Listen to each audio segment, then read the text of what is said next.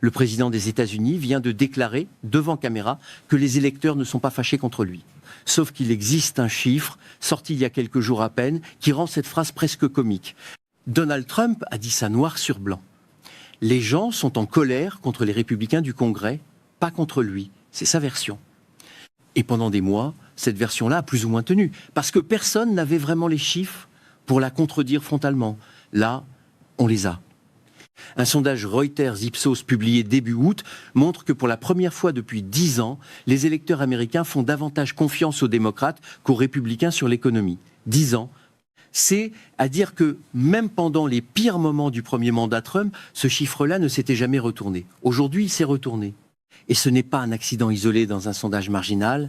Un autre sondage, celui-là de l'Associated Press, trouve que 69% des Américains jugent l'état de l'économie mauvais. Pas moyen, pas mitigé, mauvais. Presque 7 personnes sur 10.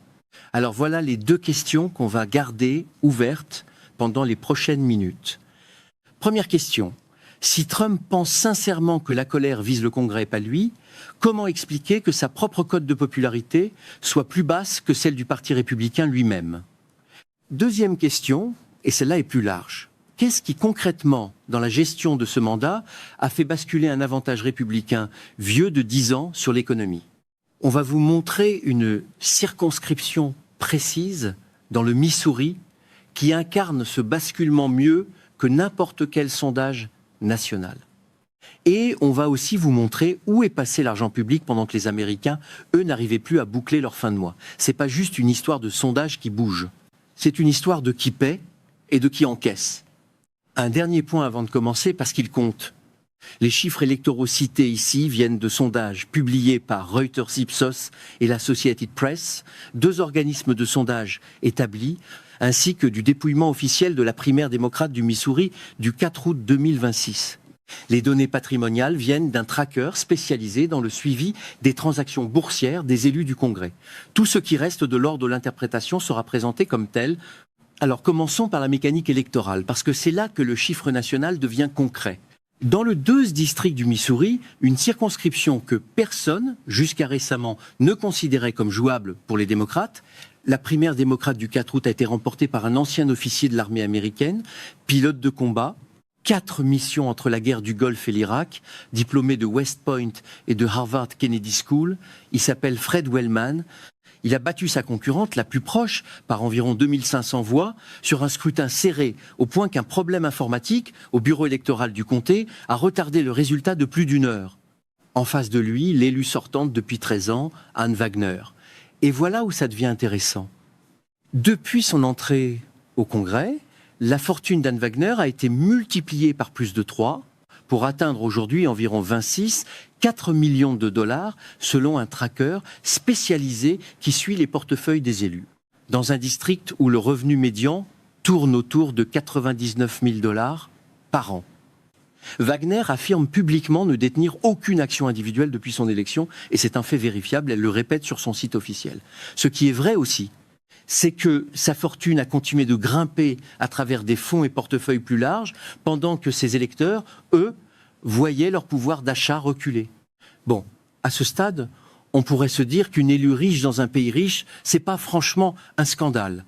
C'est même banal en politique américaine. Sauf que ça ne tient pas. Parce que le vrai problème n'est pas la richesse. Le vrai problème, c'est la fonction qu'occupe Ann Wagner au Congrès. Ann Wagner préside la sous-commission des marchés de capitaux à la Chambre des représentants. Autrement dit, l'organe censé surveiller la bourse américaine et l'agence de régulation financière, celle qui est chargée de repérer et de sanctionner le trading d'initiés, c'est-à-dire l'utilisation d'informations confidentielles pour s'enrichir avant que le marché ne réagisse. C'est précisément l'outil que le Congrès s'est donné pour empêcher les puissants de jouer avec des cartes que personne d'autre ne voit. Regardez bien ça. Plus de la moitié du financement de campagne d'Ann Wagner provient de comités liés au secteur financier.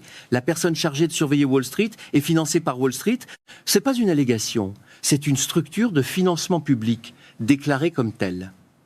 Vous avez remarqué comme ce genre de détail disparaît toujours avant d'arriver au gros titre. C'est pas un oubli éditorial. Une élue qui contrôle l'organe de surveillance du marché, financé par ce même marché, ça devrait être la définition même d'un conflit d'intérêts qu'on couvre en boucle. Ça ne l'est pas. Et c'est même pas le plus gros morceau de cette histoire. Pendant que la sous-commission des marchés de capitaux reste silencieuse, le président lui-même s'est retrouvé au centre d'une accusation bien plus lourde. Un intervenant a expliqué, dans l'entretien qui a servi de matériau à ce sujet, qu'il connaissait quelqu'un capable de déplacer 180 millions de dollars vers les marchés à terme du pétrole 15 minutes avant une annonce présidentielle. 15 minutes. Ce genre de timing dans n'importe quel autre secteur ferait l'objet d'une enquête fédérale immédiate. Ici, ça reste une allégation rapportée, pas un jugement rendu, et il faut le dire clairement pour rester honnête. Mais le fait que l'organe censé enquêter sur ce genre de mouvement n'ait, à ce jour, pas ouvert d'enquête publique connue, ça, en revanche, c'est vérifiable. L'argument le plus solide de l'autre côté, c'est que la loi américaine autorise depuis longtemps les élus à investir dans des fonds diversifiés plutôt que dans des actions individuelles, précisément pour éviter les conflits d'intérêts, et qu'Anne Wagner respecte cette règle à la lettre depuis son élection. C'est un vrai point. La loi ne l'oblige à rien de plus et elle ne l'a jamais enfreinte formellement. Sauf que la règle a été pensée pour empêcher un élu de profiter d'une info qu'il détient sur une entreprise précise, pas pour l'empêcher de présider sans jamais ouvrir d'enquête, l'organe censé surveiller un marché, où d'autres, eux, jouent visiblement avec des informations privilégiées, respecter la lettre de la règle, tout en laissant filer ce qu'elle était censée empêcher, c'est pas une défense, c'est la démonstration du problème. Ce sentiment que vous aviez que quelque chose clochait dans la manière dont Washington gère l'argent, il était juste. Le président lui-même a résumé, sans le vouloir, la logique de tout ce système en une phrase qu'un membre du Congrès a reprise dans une conversation privée, les 3 C. Coût, corruption, chaos. 3 mots qui décrivent à eux seuls l'ensemble du mandat en cours, et ces 3 C ne sont pas séparés. Ils s'alimentent l'un l'autre. Le coût, on le voit dans les prix qui montent, alimentation en hausse de plus d'un quart depuis le début de la décennie, selon les chiffres cités par les candidats sur le terrain, essence plus chère, soins de santé plus chers. La chaos vient d'une guerre de choix contre l'Iran, un conflit que Washington gérait tant bien que mal depuis près de 50 ans sans y recourir au bombardement massif et qui a fini par fermer temporairement le détroit d'Ormuz, une voie de passage par laquelle transite une part majeure du pétrole mondial. Résultat concret, des agriculteurs américains qui n'ont pas pu commander leur engrais à temps parce que les prix se sont envolés du jour au lendemain. Un ancien officier de l'armée qui devient candidat au Congrès et qui explique que blowing things up, faire sauter des installations, n'est qu'une fraction infime de ce que veut dire mener une guerre intelligemment, ça vaut la peine d'être entendu. Il a fait 4 missions de combat. Il sait exactement de quoi il parle quand il pointe l'absence de plan stratégique derrière une décision prise dans l'urgence. Il poursuit la BBC pour 10 milliards de dollars pour diffamation, mais refuse systématiquement de produire le moindre document financier détaillé sur ses propres affaires. En clair, il attaque en justice sur la transparence tout en la fuyant chez lui. La corruption, elle, est le fil qui relie tout le reste parce qu'elle explique pourquoi le coup retombe toujours sur les mêmes personnes. Prenez les droits de douane, un couple à la retraite dans le Missouri, la soixantaine avancée, aide encore financièrement ses 4 enfants adultes parce qu'une simple réparation de frein est devenue inabordable avec la hausse du prix de l'essence et de l'énergie domestique. Pendant ce temps, l'administration a mis en place des remboursements de tarifs douaniers pour certaines entreprises. Une petite entrepreneuse de Virginie qui importe de l'acide citrique et de l'huile de palme pour fabriquer ses produits à la main n'en verra pas un centime. Ses fournisseurs, eux, oui. C'est l'économie de gravité la plus simple qui soit. Quand un prix monte quelque part, quelqu'un ailleurs encaisse la différence. Les compagnies pétrolières annoncent des profits records tout en se plaignant publiquement de leurs marges et cet argent ne redescend jamais vers les travailleurs. Il repart en rachat d'actions et en dividendes pour les mêmes actionnaires qui possèdent déjà 85% des actions du pays.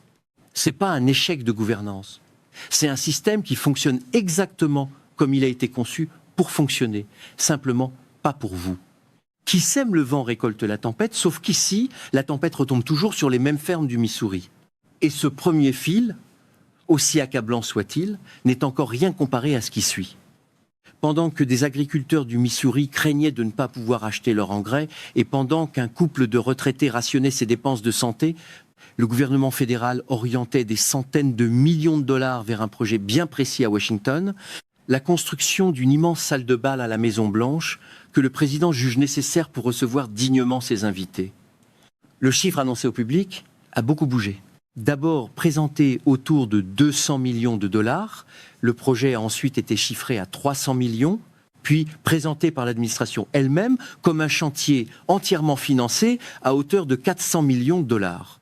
Les documents budgétaires internes montrent que le compte consacré à la réparation et à la restauration de la résidence présidentielle doit enregistrer 377 millions de dollars pour l'exercice 2026 et 174 millions supplémentaires pour 2027. Ça ne prouve rien de définitif à lui seul sur l'origine exacte de chaque dollar, mais mis bout à bout avec le mécanisme de financement, ça commence à dessiner un tableau très clair. Et ce mécanisme de financement, justement, c'est là que le tableau change vraiment. Selon des documents du ministère de l'Intérieur américain, les dépenses liées au terrain de la Maison-Blanche ont dépassé 300 millions de dollars cette année, avec près de 100 millions supplémentaires dirigés vers des projets sur le National Mall, cet immense espace public au cœur de Washington. L'argent transite via une structure appelée le Trust for the National Mall, une fondation partenaire du National Park Service, avant de revenir financer les travaux présidentiels. Vous voyez la faille. Le National Park Service, l'agence qui gère les parcs nationaux américains, n'est pas censée servir de tuyau de financement pour un projet de prestige personnel du président. Et pendant que cette structure de transit fonctionne à plein régime, les parcs eux-mêmes tombent en désuétude, faute d'entretien courant. 25 millions de visiteurs se rendent chaque année dans le parc des Great Smoky Mountains. 2,5 millions visitent la porte d'entrée du Gateway Arch, tout près de Saint-Louis dans le Missouri, presque à côté du district où se joue justement l'élection dont on parle depuis le début. Ce ne sont pas des parcs obscurs et lointains. Ce sont les endroits où les familles de la classe moyenne américaine passent leurs vacances, parce qu'elles n'ont plus les moyens d'en payer d'autres. C'est ça l'insight qu'il faut retenir de tout ce dossier. C'est pas que l'argent public a disparu, c'est qu'il n'a jamais quitté la même poignée de main, il a juste changé de nom de compte en chemin. Ça rappelle furieusement le mécanisme du Watergate, pas dans les faits eux-mêmes, mais dans la logique. Ce n'est jamais le premier geste qui coule quelqu'un politiquement. C'est le montage, construit ensuite pour le maquiller en quelque chose de respectable. Il y a une raison pour laquelle ce point précis ne fait jamais la une des grandes chaînes conservatrices, et c'est pas le hasard du calendrier. Une histoire de tuyauterie budgétaire entre le National Park Service et une salle de bal présidentielle, ça fait pas un titre choc en 30 secondes. Ça demande qu'on s'y arrête, qu'on suive l'argent ligne par ligne, et c'est précisément le genre d'histoire que les grandes chaînes proches de l'administration préfèrent enterrer sous des sujets plus consensuels. Si vous vous contentez des résumés de 30 secondes sur les grandes chaînes classiques, cette mécanique-là, vous ne la voyez jamais. Il faut aller la chercher soi-même dans les documents budgétaires, dans les rapports du ministère de l'Intérieur, dans les dépouillements électoraux comté par comté. Personne ne vous la sert sur un plateau. Revenez avec moi à la question du départ. Trump affirme que la colère des électeurs vise le Congrès, pas lui. Vous êtes venu pour vérifier ce chiffre. Vous repartez avec la preuve que la colère vise, en réalité, un système entier dont Trump n'est que la pièce la plus visible, une élue qui préside la surveillance des marchés sans jamais enquêter sur ce marché, un président soupçonné de mouvements de capitaux calculés à la minute près, et une agence censée protéger les parcs nationaux transformés en conduit budgétaire pour une salle de bal. Ce que je sentais depuis le début sur ce dossier, c'était vrai. Et c'est même pire que ce que le chiffre du sondage laissait deviner au départ. C'est pas de la maladresse administrative. C'est une manière de faire, répétée assez de fois, pour former un schéma reconnaissable, détourner l'attention publique vers un adversaire pratique, le Congrès, pendant que l'argent réel suit un circuit bien plus discret. Comme la grenouille qui s'habitue à l'eau qui chauffe doucement, chaque nouveau chiffre paraît un peu moins choquant que le précédent, jusqu'à ce que plus personne ne réagisse. Le vrai problème, à mes yeux, dépasse largement la question de savoir si Anne Wagner ou Donald Trump enfreignent techniquement une règle précise.